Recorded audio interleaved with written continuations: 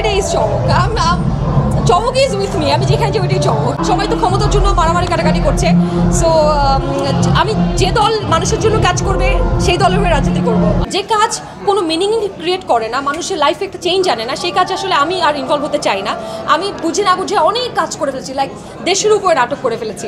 তো দেশের উপর নাটক করার পর একটা মানুষের নতুন গল্প পাওয়াটা কঠিন। সো আমি এখন ওই কাজগুলোই চুজ করছি যেগুলো মানুষের, আমাদের সোসাইটিতে একটা ডিফারেন্স মেক করতে পারে। এবং আরও কিছু কাজ, যেমন আমি ওয়ার্কিং উইথ সাম এনজিওস, অনেকগুলো এনজিওর সাথে আমি কাজ করছি। গতকালকেও আমি একটা সেমিনার অ্যাটেন্ড করেছি মানুষের জন্য ফাউন্ডেশনের, যেখানে আমরা women energy and renewable energy নিয়ে কাজ করছি। তাছাড়াও লাইক ডেঙ্গু প্রজেক্টে লাস্ট আমি কাজ করেছি।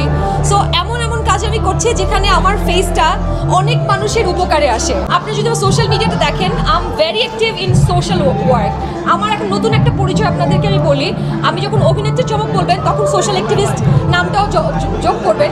আমার সোশ্যাল অ্যাক্টিভিস্ট, আমি মানুষের জন্য কাজ করি, অনেকগুলো এনজিওতে কাজ করছি। সো আমি তো বললাম যে আগে আমি মনে হতো যে আমি অনেক বড় দুটো সিনেমা করলে হয়তো আমি বড় একটা মানুষ হয়ে যাব, বাট এখন আমি মনে করি মানুষের জন্য কাজ করতে পারলে আমি অনেক বড় মানুষ, ভালো মানুষ হতে পারবো। নতুন চমক কি নিয়ে আসতেছে?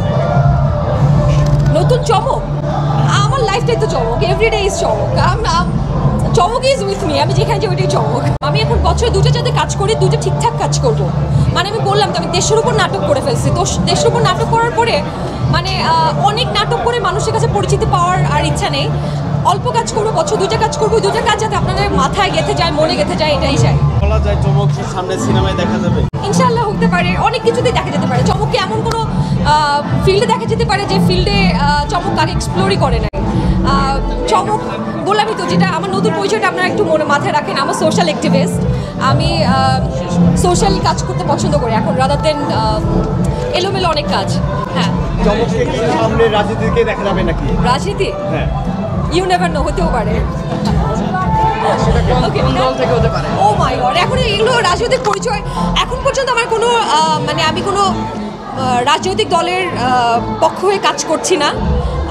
আমার সবসময় সামাজিক অসঙ্গতি নিয়ে কাজ করি।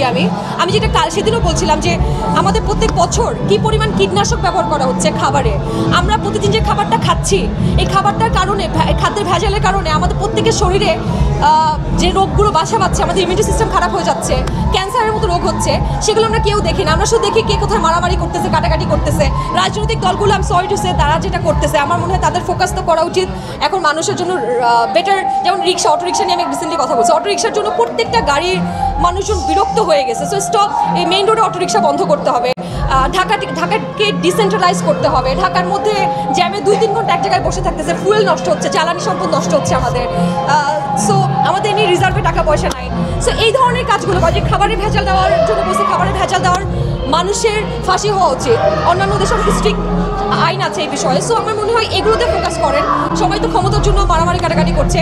সো আমি যে দল মানুষের জন্য কাজ করবে সেই দলের হয়ে রাজনীতি করবো।